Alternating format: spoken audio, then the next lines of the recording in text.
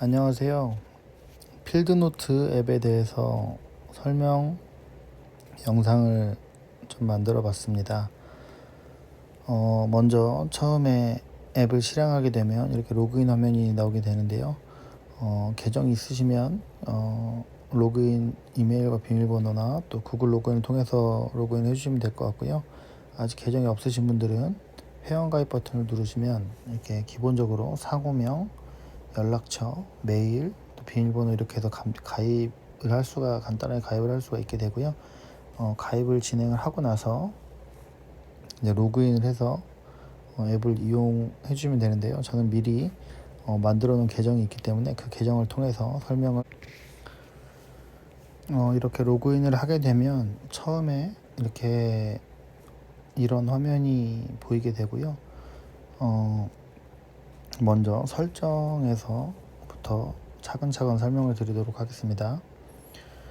먼저 설정에 들어가시면 공급자 정보를 입력할 수 있는 란이 나오는데요. 여기서 상호명이나 대표자, 그리고 사업자 등록번호, 주소, 연락처, 그리고 입금 계좌 등을 입력할 수 있는 란이 있고요. 이런 것들을 필드를 채워서 입력해 주시면 되고, 또 이제 기본적으로 회사 로고와 직인 서명의 이미지를 넣을 수 있는, 저장할 수 있는 기능이 있는데요. 이거는 필수 기능은 아니고 넣으시면은 필요한 부분에 사용할 수 있기 때문에 있으시면은 넣어주시면 되고, 직인 같은 경우는 이제 만약에 흰 바탕에 도장을 찍고 사진을 찍어서 업로드를 하셔도 흰 배경 지우기를 체크하시면은 흰 배경은 지워지고 그냥 그 직인만 남도록 그런 기능이 들어가 있으니까, 그러면은 더 이제 좀 깔끔하게 직인 처리가 되는 걸 볼 수 있을 겁니다. 공급자 정보는 이 정도로 입력해 주시면 되고, 계정 탭을 들어가 보시면 내가 가입한 메일과 가입일, 그리고 이제 이런 것들이 나오고, 로그인 방법 추가라고 해서 이제 이메일로 가입을 하셨을 텐데, 가입을 하게 되면 구글 계정을 연결해 가지고 다음부터는 구글 계정으로 간단하게 로그인 할 수 있도록 하는 기능이 들어가 있고요. 또 계정 탈퇴는 언제든지 할 수 있도록 탈퇴 기능을 넣어 놨습니다. 그리고 기본 설정에 가보시면 기본 설정은 크게 서비스 분류와 이제 유입 경로로 나뉘어지게 되는데, 서비스 분류는 내가 제공하는 서비스에 대해서 좀 적을 수 있는 란이에요. 그래서 이제 내가 어떤 서비스들을 얼마나 했는지 통계를 낼 때 좀 참고하려고 넣은 기능이고요. 이거는 이제 총 20개까지 추가해서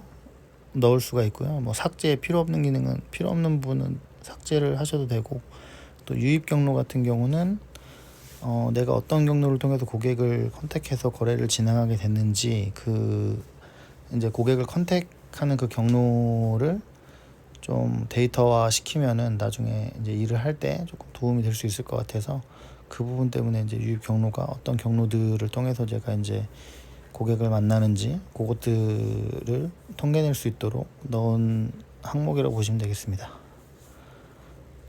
그 다음은 백업인데요.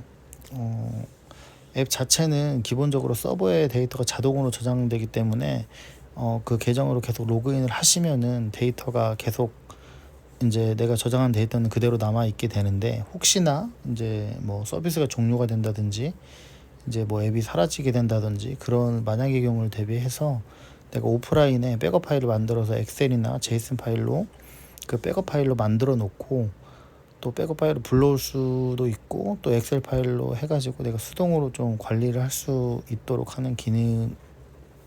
그래서 이거는 백업 같은 경우는 어쨌든 추후에 어떤 일이 생길지 모르니까 한 번씩 해놓으시면 나중에 이제 문제가 생기더라도 복구할 수가 있으니까, 그런 부분에서 이제 넣은 기능이 되겠습니다. 그리고 앱 정보는 그냥 참조만 해주시면 될 것 같고요. 처음 통계부터 제가 말씀을 드릴게요. 이렇게 첫 화면이 통계인데, 통계 화면을 보면은 지금 이제 전체 년도로 되어 있는데, 이제 연도별로 선택을 할 수 있는데 지금 이게 데이터가 많지 않기 때문에 일단은 기본적으로 월별 통계를 눌러보시면 이제 월별로 내가 매출이 얼마나 되는지 확인할 수가 있어요. 표는 이제 제가 1월부터 지금 8월까지 이제 그래프고 보시면 파란색이 총 매출, 초록색이 작업 수익이 그러니까 작업 수익이 얼마나 되고, 또 빨간색은 운영비가 얼마나 들었고, 여기 주황색은 실수익이 얼마고, 뭐 이런 것들을 적어 놓은 거고요. 이제 밑에 표도 보면은 뭐 예를 들어 8월 달에 총 매출이 1890 90만 5천 원. 근데 여기 투입된 자재비가 뭐 700만 원. 인부 비용이 500만 원. 그래서 결국 작업 수익은 뭐 599만 원. 근데 운영비가 또 300만 원이 들어갔네요. 그래서 결국에 이제 실수익은 1000만 원이다. 이제 이렇게 보는 개념이고, 예를 들어 작업 수익 같은 경우는 실제로 내가 작업을 해서 그 작업을 통해서 이제 이윤이 난 게 이제 이 금액이라고 보면 되시고, 그리고 이제 실수익 같은 경우는 뭐냐면 실제로는 그러니까 운영비, 그러니까 작업,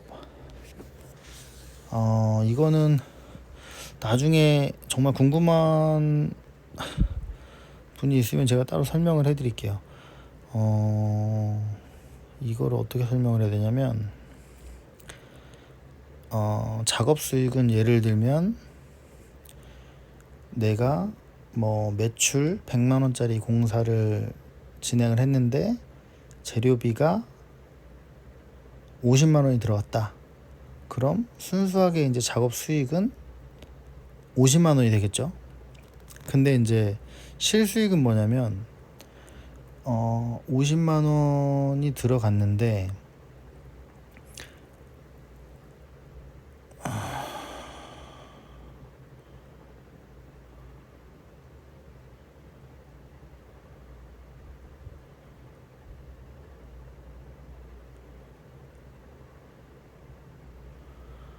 그죠. 그 달에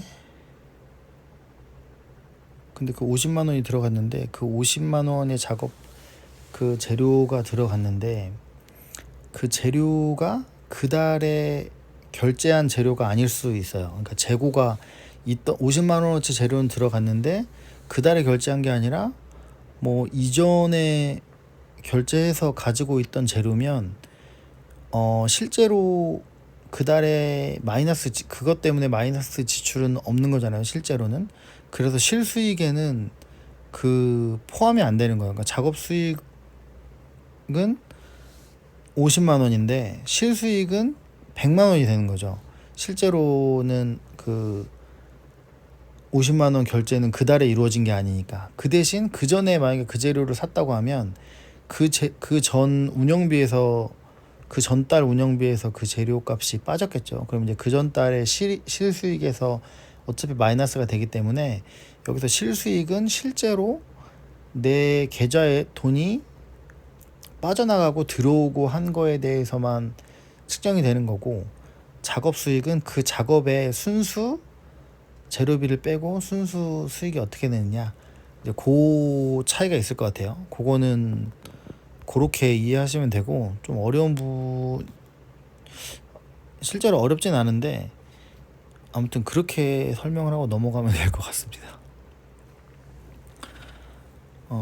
그리고 지역별 통계를 한번 볼게요. 지역별 통계를 보면은 내가 어느 지역에서 얼마나 매출을 하고 있는지, 이 표를 예로 보면은 뭐 영등포구, 성동구가 7천만 원 정도고, 뭐 마포구, 서초구가 뭐 5천만 원 정도고, 광진구, 노원구가 뭐 한 3천만 원 정도고, 뭐 이런 식으로 볼 수 있고, 거래 건수는 이렇게 빈도수가 이렇게 된다.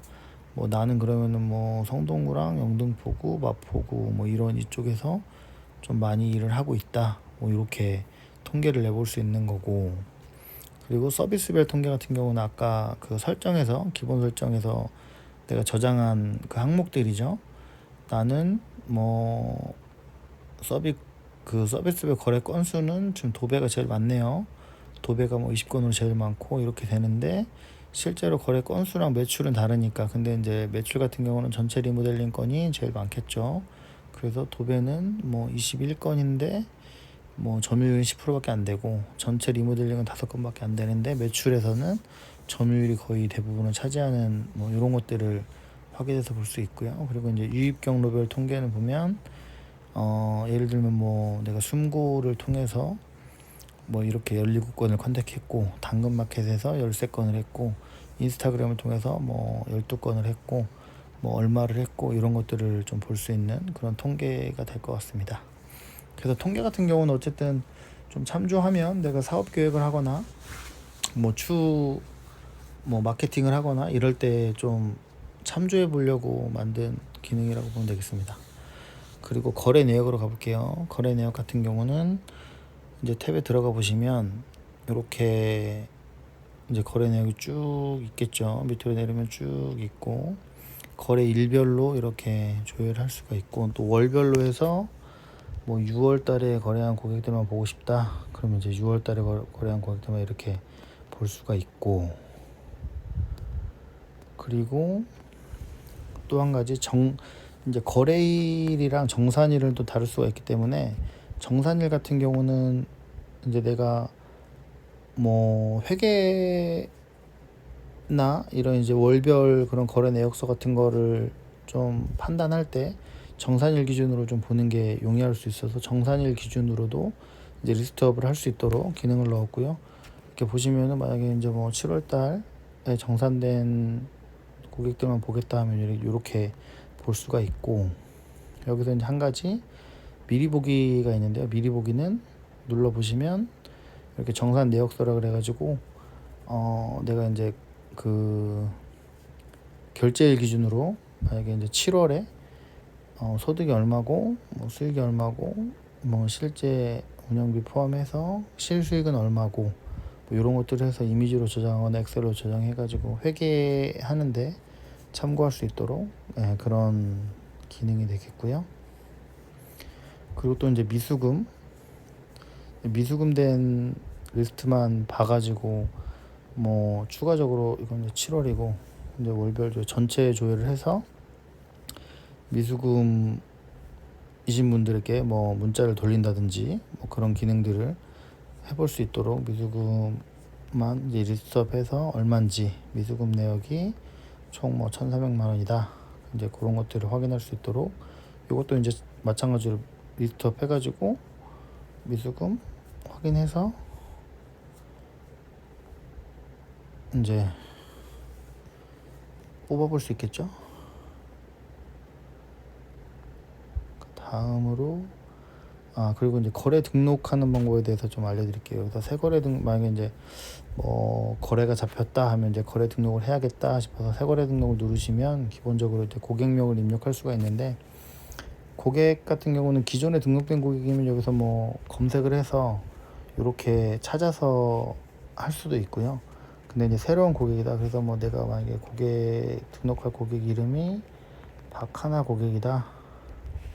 박하나 고객이 이미 있네요. 제가 이제 테스트 한다고 저장해 놓은 것 같은데, 일단 박하나 고객 등록해 있으니까 일단 박하나 고객이다 이렇게 하면 이제 처음에는 뭐 연락처, 작업일 이런 거 쓰게 돼 있겠죠. 작업일이 만약에 뭐 8월 31일 하기로 됐다. 그리고 뭐 주소랑 이거 뭐 써주시면 되고, 서비스는 뭐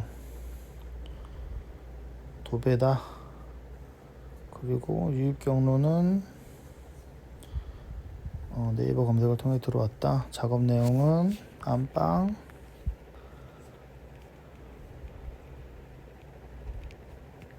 벽, 한 면만 도배를 원한다. 그 비용은 20만 원 받기로 했다. 그리고 자재비는 뭐 도배지 뭐 2만 원어치 들어갔다. 그리고 뭐 세금 계산서는 발행 안 하고, 성금, 잔금, 분할 수금 같은 경우는 이제 금액이 크거나 성금을 받는 경우 같은 경우는 클릭을 한 다음에 성금 얼마는 뭐 언제 받고 잔금 얼마는 또 언제 받아도 이걸 나눠서 이제 체크할 수 있도록 한 기능이고요. 이거는 뭐 지금은 필요 없으니까 끄어두시고, 일단 수금 상태는 처음에 거래니까 지금 이제 미수금 상태니까 미수금으로 두시고, 결제 방식은 계좌이체, 결제 방식 눌러보시면 현금 카드, 계좌이체, 아니면 뭐 내가 이용하는 뭐 네이버 페이나 뭐 이런 게 있다고 하면은 그런 페이로 받았다 뭐 이런 거 적으시면 되고, 그리고 이제 비고나, 그리고 작업 사진 같은 경우는 나중에 거래 입력하고 나중에 수정해서 작업 내용을 좀 뭐 기록한다거나 뭐 할 때 사진을 추가해가지고 사진들을 저장해 둘 수도 있고요. 그리고 이제 작업 일정도 가능하면 같이 입력을 하는 게 좋습니다. 여기서 작업 일정을 같이 입력을 하면 기본적으로 이제 거래 내용에 내가 작업일 예정일 입력한 게 시작일이 될 거고요. 종료일도 같으면은 그냥 기간을 입력 안 해 놓으시면 되고, 시작 시간은 예를 들어서 뭐 8시 시작을 해서 오전이 되겠죠. 뭐 10시 반까지 한다. 그리고 뭐 필요 자재는 도배지,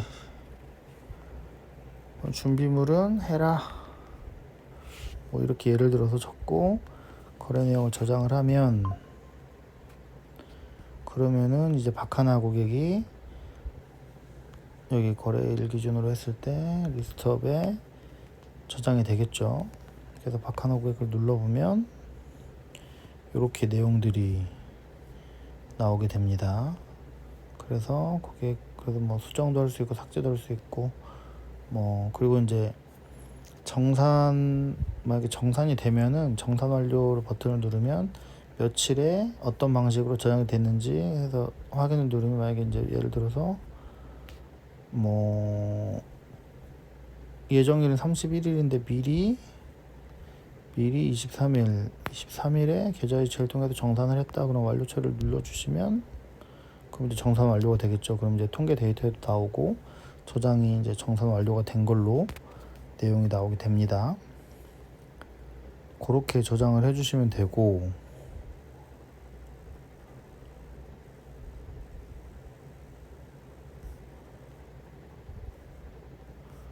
그리고 또 기능 중에 하나가, 여기 고객을 눌러서 만약에 고객이 뭐 거래 명세서나 견적서나 영수증을 원한다 하면 선택을 누르고 명세서라는 버튼을 눌러서 들어가면 이렇게 거래 내역서나 명세서를 작성하는 탭이 나와요. 기본적으로 이제 내가 내용에 적은 것이 품목으로 들어가 있는데, 이거는 이제 제가 수정할 수가 있고, 이제 상호명이나 연락처 그리고 주소도 따로 이제 수정이 가능하고요.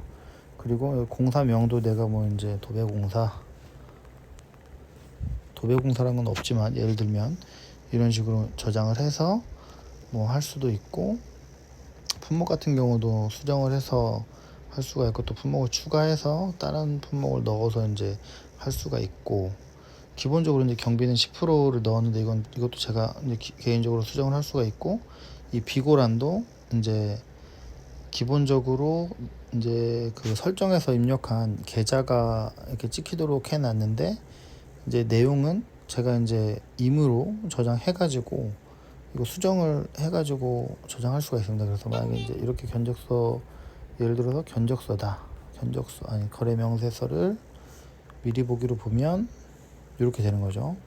내 이제 공급자 내용이 나오고 공급 받는 자 내용이 나오고, 그 밑에 이제 이런 내용들이 나오게 되고, 뭐 경비, 소개 이렇게 해가지고 합계, 그래서 비고에 이제 은행, 계좌번호 이렇게 되고, 이렇게 나오게 되고, 이제 저장을 해가지고 이제 서버에 저장을 해서 나중에도 불러와서 이제 확인할 수 있도록 할 수가 있고, 또 아니면 인쇄나 이미지 저장 그리고 엑셀 저장 통해가지고 저장해서 고객한테 보낼 수도 있고, 이제 그런 기능을 할 수 있는 거고요. 그리고 또 보면은 여기서 이제 견적서로 해서 미리 보기를 보면 이제 여기 견적서로 바뀌어 있죠. 견적서로 바뀌어 있고, 그리고 간이 영수증으로 보면 이제 이렇게 간단하게 영수증으로 해가지고 고객한테 간단하게 보낼 수 있게. 요거는 뭐 고객이 원하는 대로 뽑아서 보내드리면 될 것 같고, 그리고 이제 또 한 가지 기능 중에 여기서 이제 부가세 포함 기능이 있어요. 부가세 포함을 누르면 부가세 포함된 금액이 나오게 됩니다. 그죠? 20만 원이니까 22만 원이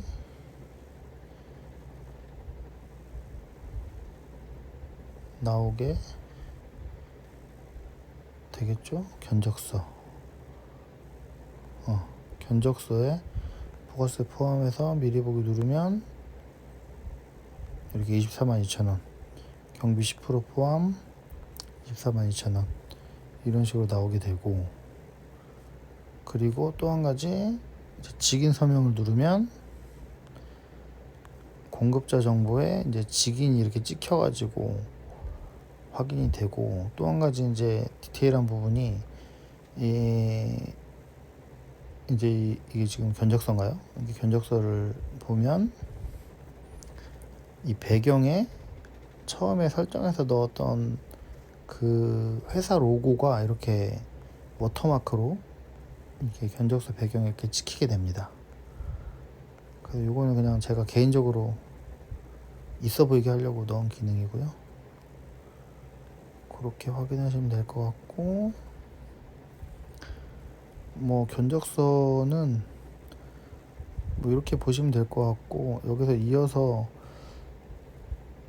이제 뭐 이렇게 고객을 클릭해서 견적서를 작성하는 경우도 있지만, 그냥 고객 등록이 안 되는데 뭐 견적서 하나 보내주세요 뭐 이래가지고 견적서만 먼저 보내야 될 경우에는 이게 빠른 견적서라고 있어요. 이 버튼을 누르면 이렇게 여기서 이제 입력할 수 있는 게 나오거든요. 그래서 만약 견적서다 하면 이제 공급받는 자 뭐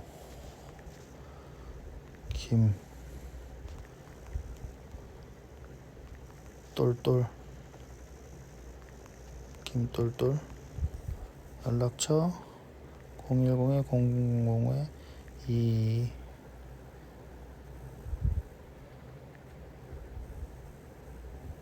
뭐 이렇게 해가지고 주소 뭐 이렇게 대충 입력하고, 뭐 공사명 뭐 전기공사가 들어간다 하면, 품목 같은 경우는 일단 자재비 이렇게 쓰고 구역 제목으로 설정을 하면 이제 그 섹션이 하나 만들어져서 저장하고, 그 밑에 만약에 자재비 전선이다, 전선 쓰고 규격은 HFIX 2.5 스퀘어고 단위는 메타 단위고 수량은 100m다. 그러면 재료비 단가는 미터당 1,000원이다. 이렇게 하고 저장을 하면 이제 재료비가 하나 입력이 됐고, 전석이 아니고 전선이죠.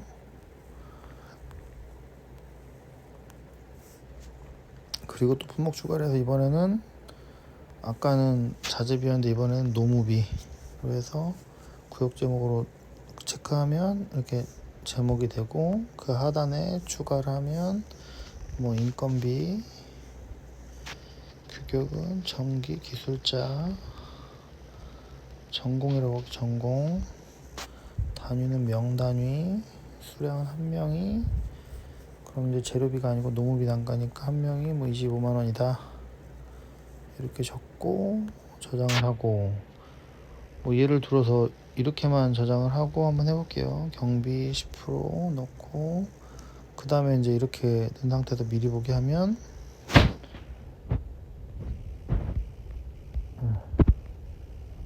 이제 이런 식으로 나오게 되는 겁니다. 견적서, 여기 공급자, 공급받는 자 나오고, 전기공사, 자재비 10만원, 노무비 25만원 이런 식으로 해서 경비 10% 해서 38만 5천원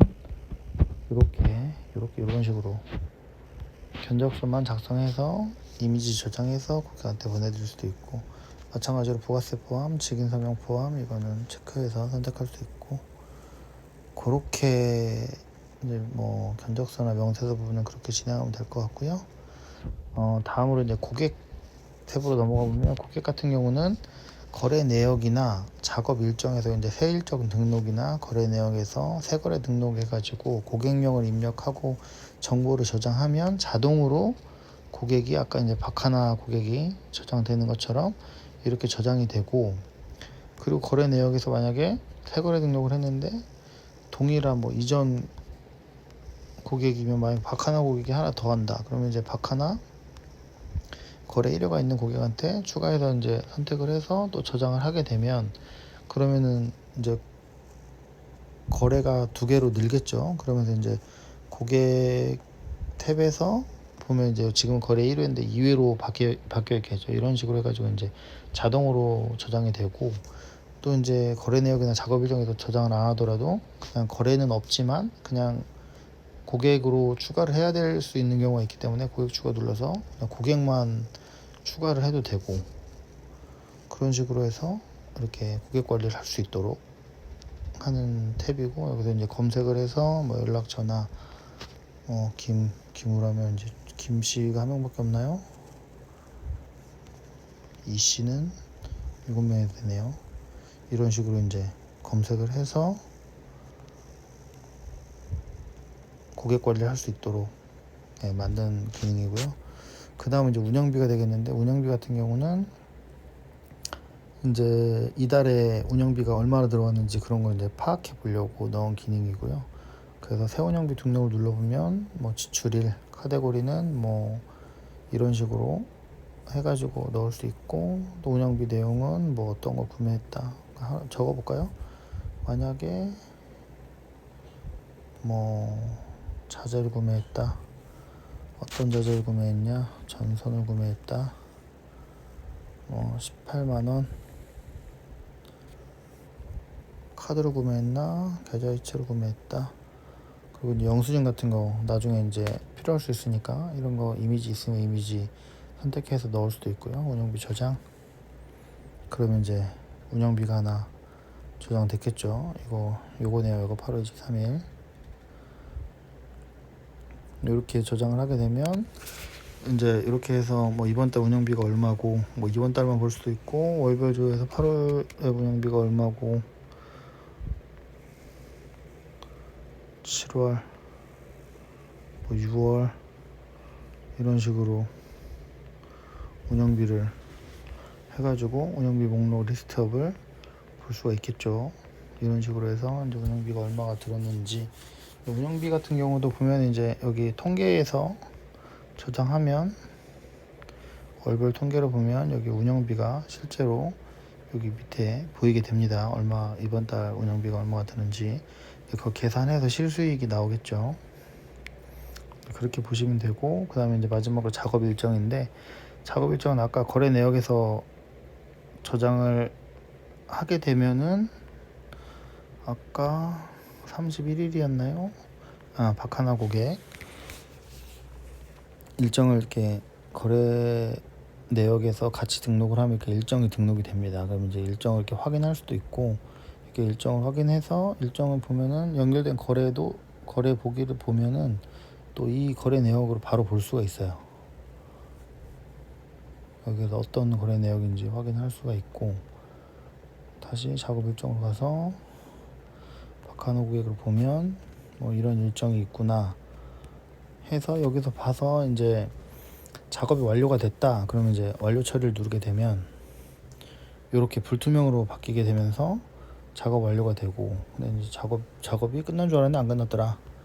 그러면 다시 눌러서 미완료 처리를 다시 하면 다시 이렇게 일정이 살아있는 일정으로 이렇게 나오게 되고, 그리고 일정만 또 이렇게 등록을 할 수가 있어요. 뭐 작업인지, 일정 유형이 실제 작업인지, 아니면 견적을 보는 건지, 상담인지, 아니면 기타 개인 뭐 스케줄인지 이런 거 적어가지고 이렇게 입력을 할 수가 있고, 그리고 여기서 연속된 기간 날짜 골라서가 있는데, 작업이 이어지는 작업이면은 뭐 23일부터 뭐 27일까지 작업을 한다 이렇게 쓰면 되는데, 그게 아니라 뭐 이틀인데 하루하루다.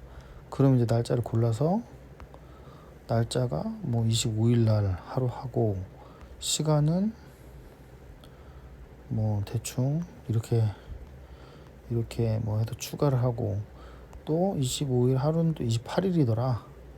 추가를 하고 이런 식으로 이제 추가를 해서 저장을 하면 날짜가 이제 각각 같은 일정 스케줄인데 그러니까 같은 거래인데 이제 날짜가 이제 작업일은 그렇게 이제 스케줄이 잡히게 되겠죠. 날짜가 각각 이런 식으로 이제 정리해서 저장을 할 수 있고 그래서 이제 스케줄에 따라서 작업이 완료된 거면 뭐 이 작업은 완료됐어 그러면 이제 전체 완료인지 보면은 지금 조지윤 고객 같은 경우에는 3일 동안 일을 하게 돼 있네요. 근데 이게 이제 다 완료가 됐다 그러면 이제 만약에 예를 들어서 전체 완료 누르면 되는데 20일만 완료됐다 그럼 20일만 완료를 해야 되겠죠. 그리고 또 21일도 완료되면 21일도 완료, 그리고 이제 23일도 완료되면 전체 완료 이렇게 누르면은 다 완료된 걸로 되고 이것도 미팅 완료 처리 그러면 이제 이렇게 작업이 완료가 됐고 이제 여기부터는 또 작업을 해 나가면서 완료 처리를 하면 되겠죠. 그런 식으로 이제 일정 관리를 하게 되면 스케줄을 한눈에 놓고 뭐 개인 일정이랑 이런 것도 보면은 뭐 일정이 하루에 몇 개가 있는지 뭐 그런 것들을 이렇게 지난 일정도 한번 볼까요? 7월, 6월 뭐 이런 식으로 이렇게 일정이 이렇게 되겠죠. 9월에도 일정이 잡힌 게 있네요. 뭐 이런 식으로 이렇게 보면 될 것 같습니다. 그리고 또 빠뜨린 내용이 있을까요? 제가 이거는 이제 개인적으로 이제 일을 하면서 필요에 의해서 만든 앱이다 보니까 제가 실제로 활용을 하고 있는 아주 유용하게 활용을 하고 있는 앱이기도 하고 기능들도 정말 좀 어떻게 보면 저에게 좀 특화된 기능들이라고 많이 볼 수 있는데요. 그리고 이제 앱을 사용하면서 좀 필요하다 싶은 기능이나 이런 것들은 저 소통 창구를 통해서 좀 알려주시면은 제가 판단해서 이 기능은 정말 좋은 기능이겠다 싶으면은 기능도 넣고 또 필요 없는 기능이다 싶으면은 좀 빼기도 하고 하면서 같이 좀 완성된 앱을 만들어 가는데 의의를 두면 좋겠습니다. 네, 이상 시청해 주셔서 감사드리겠습니다.